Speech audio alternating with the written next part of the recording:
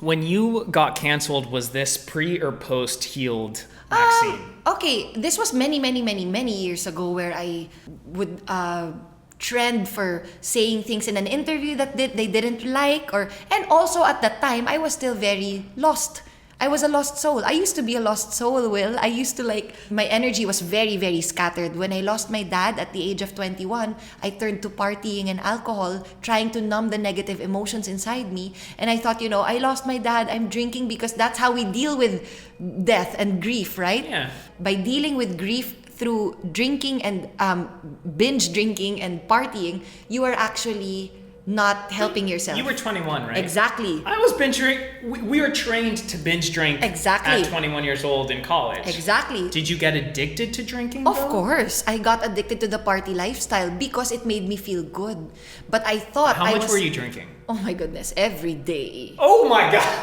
So I thought you were gonna say like every weekend. No. Every day I would and I thought it was because I lost my dad. I was making excuses. Yeah. Okay, I wouldn't say every day for 5 years, but it was almost every day. It was a lot. But that party lifestyle lasted for 5 years, definitely. So I would go to work drunk, hungover, and Were you a functioning alcoholic though? Of You were course. still functioning. Of course. I'm because so jealous of functioning.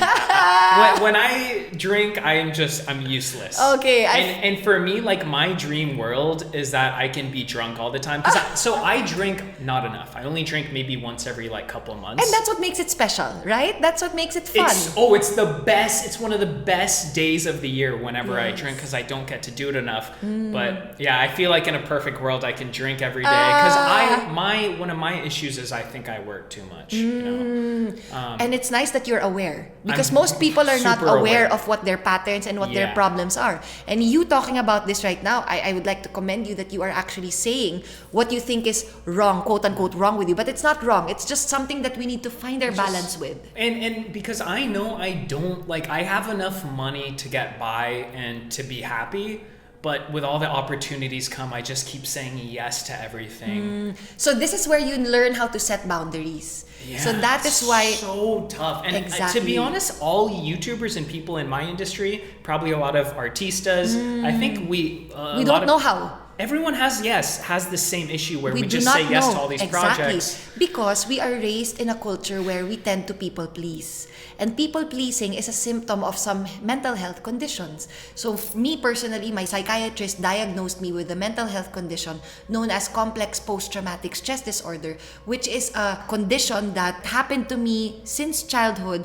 And complex post-traumatic stress disorder, it's years and years of prolonged trauma. It's so just a form of PTSD. It's a form of PTSD. PTSD is a one-time thing, one-time big-time thing where people who go to war, they experience big explosions, and then when they go back to the real Sure. world, they tend to get shocked because of they get reminded of what they experienced in war. Exactly. Complex post-traumatic stress disorder is like PTSD, but it's more complex. It's more years of layers of prolonged trauma. An example is when you get bullied for years, you start to get these psychological effects you lose your self-worth, you lose your self-esteem, you lose self-respect.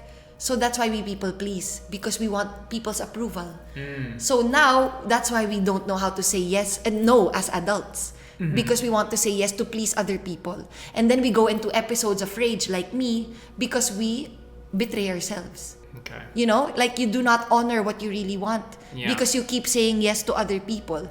And it's no one's fault. It's just how you became. And now that you're an adult, you see these patterns, you can change it. You can actually start to learn how to set boundaries for yourself. So, finding your true alignment and your authentic voice, it is going to make you the best version of yourself in the sense that you know your worth, you know what you want, and you know what you don't want. That's why you can politely say no. And there's always a way to communicate it. There's always a right way and a nice way to say no. Because we have to learn how to conserve our energy.